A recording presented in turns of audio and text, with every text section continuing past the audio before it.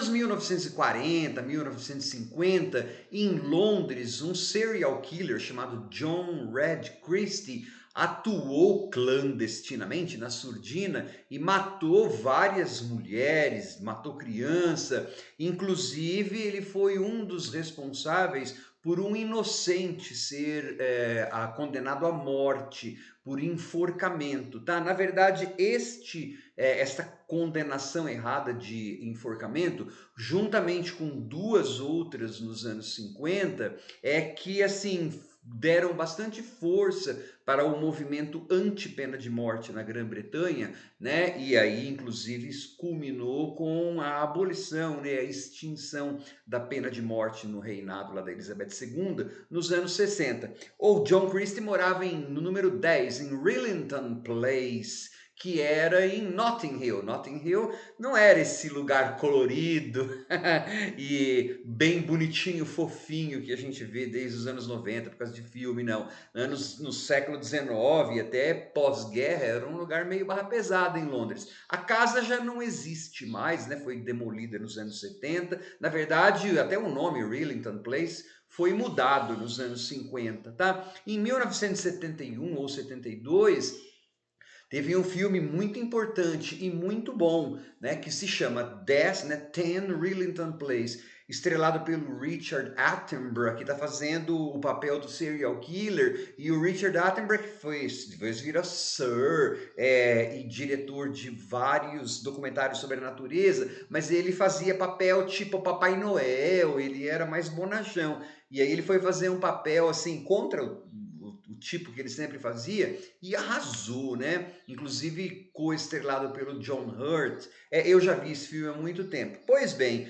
agora em outubro de 2024, entrou no catálogo do Mais SBT uma minissérie produzida pela BBC em 3 episódios de cerca de 1 hora cada, sobre esse serial killer, tá? O Mais SBT, para quem não sabe, é um serviço de streaming grátis. Você digita no Google lá, Mais SBT, você consegue assistir algumas coisas lá. Só que antes de falar sobre essa minissérie, que é bastante... Ela é um animal estranho, assim, ela é bastante impressionista, né?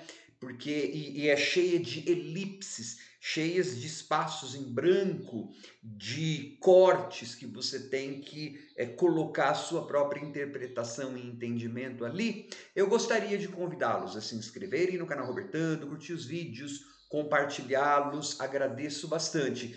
Ela funciona muito como uma aula magna mesmo de criar atmosfera e de como você usar um local para demonstrar falta de esperança, opressão, tristeza, porque, e não é à toa que eles mantiveram o nome, só tiraram do filme, né, o número da casa, que era o 10, a Rillington Place.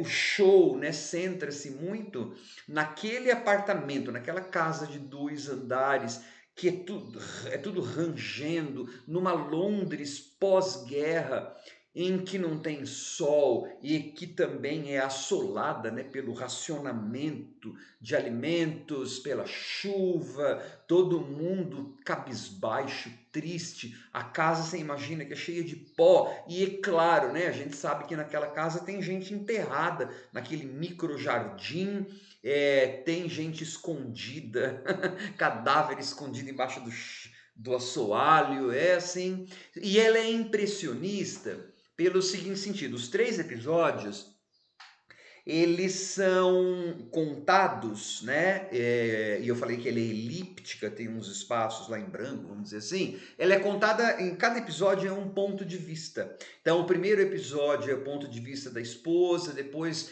do Tim, que vai ser, né, uma das vítimas, e o último é que é do John, né? Então, as personagens elas não sabiam tudo que estava acontecendo. Então você tem muita coisa que não é mostrada, muita coisa que é sugerida, e para isso então os atores têm que estar muito bons. Estão, o Tim Roth está de dar medo, assim, ele é um cara tão assim simpático, ele é tão afável, só que a gente sabe que essa afabilidade dele é pura é puro fingimento, né? Mas a esposa é muito, assim, fascinante, porque ela sabe o que está acontecendo e é uma coisa meio síndrome de Estocolmo. Ela está presa naquela relação. E aí algumas pessoas podem, mas a minissérie nunca diz por que ela ficou nessa relação tóxica, né? Aí eu falei das elipses, dos espaços em brancos que você tem que completar. Nem em crimes, documentários de crimes da vida real a gente tem os porquês. É que numa série de ficção, eu entendo,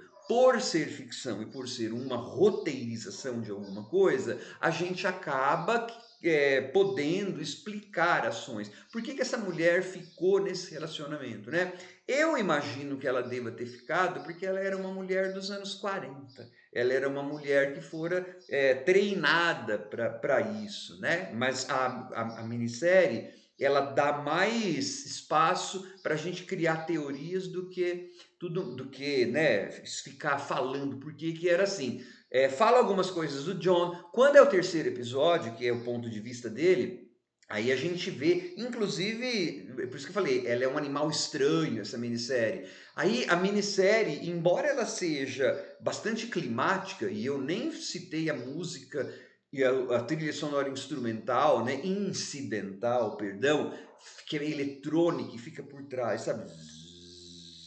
Dá aquela sensação de que algo vai acontecer, com aquele lugar empoeirado, com aquele lugar escuro, pequeno, claustrofóbico, fedido, cheio de mancha de sangue, cheio de coisa, escuro, escuro, escuro, né? A música também vai. Então você imagina que o passo, né, o ritmo, deva ser assim, excruciantemente longo. Gente, não é assim, no terceiro episódio especialmente, quando o ponto de vista vai para o John, você vai ter assassinatos até que você nem conhece as vítimas. Produção em série, assim. Por isso que eu falei, ela é uma minissérie que é um animal estranho. Eles escolheram fazer um estudo mais da atmosfera opressiva que cercava esse casal, da psicologia do John, do que realmente entrar em motivos. Até porque essa gente já morreu há 70 anos, então a gente nunca vai saber os motivos, né? E também porque você tem o filme clássico do Richard Attenborough, que ok, em 2024 ou mesmo em 2016, sei lá quando essa série, 2016, essa minissérie foi produzida, claro que esse filme já era antigo, tem um monte de gente que nem sabe que existe um filme primeiro, tem gente que nem sabe quem foi o Richard Attenborough, tem gente que nem sabia que tinha tido esse serial killer, mas assim, pra gente que conhece a história e conhece filmes de suspense e tudo, a gente já tem esse referencial, né? Então talvez a minissérie da BBC, ela optou por dar uma coisa mais assim, como eu falei mesmo, impressionista, né? É você meio sentir aquela atmosfera opressiva. Pode ser que tenha gente que vá vibrar com uma morte lá, porque eu não tô dando spoiler, assim, eu sei, né, eu não tive nenhum suspense, vamos dizer assim, porque eu conheci a história, sei quem são as vítimas, mas pode ser que tenha gente que vá falar, morreu, né? Eu acho uma história triste, triste, triste, triste, de Maré Desi Gessi, será que era uma marca de sabonete? Será que existe ainda? Velho, né? Falando de coisa velha, velho sempre lembra dessas coisas. Então, assim, eu acho que para quem curte uma produção mais atmosférica, com grandes interpretações, e sabe o que é uma coisa bacana também?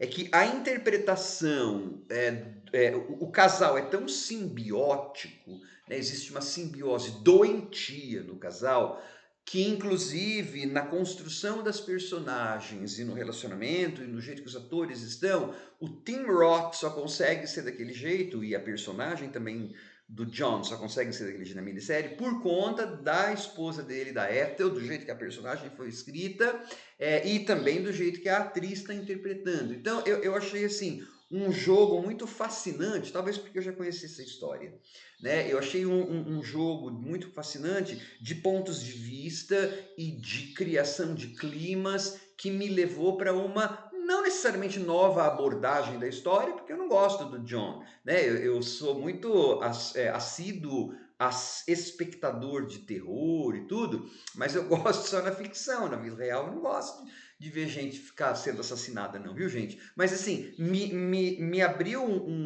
uma porta, vamos dizer assim, ou portas de sensações, por eu já conhecer a história, que foram muito instigantes, né? No ponto de vista daqueles ambientações, de ser sugado, né, por aquele mundo tenebroso, assim. Mas de novo, é porque eu já sabia, talvez, porque eu já sabia o que tinha acontecido, eu já sabia quem ia morrer, eu já sabia o que ia acontecer com praticamente todo mundo, porque eu já vi isso, inclusive documentário e tal. Eu achei uma minissérie, assim, hipnótica, né? Do jeito que eles estão conversando, poucos diálogos, mas às vezes eu acho que você tem que ver o médico. Ele falando para ela, você está alucinando, né? E ela estava vendo que ele estava enterrando pessoas no quintal, que o lençol estava cheio de sangue. Então, é um estudo em gaslighting, é um estudo em síndrome de Estocolmo e de uma codependência tóxica, né, em um ambiente opressivo. E eu assisti isso num dia meio chuvoso, gente. Ainda bem que eu tô com minha pulsão de vida bem lá para cima, tá? Porque é bem deprê, bem impressionista, bem elíptica mesmo. Mas eu não sei se vai ser para tudo quanto é gosto. Se bem que é assim, né, gente? Nada é para tudo quanto é gosto. Se fosse assim, eu assistiria tudo quanto é blockbuster aí que 80% da população assiste, né? Tchau.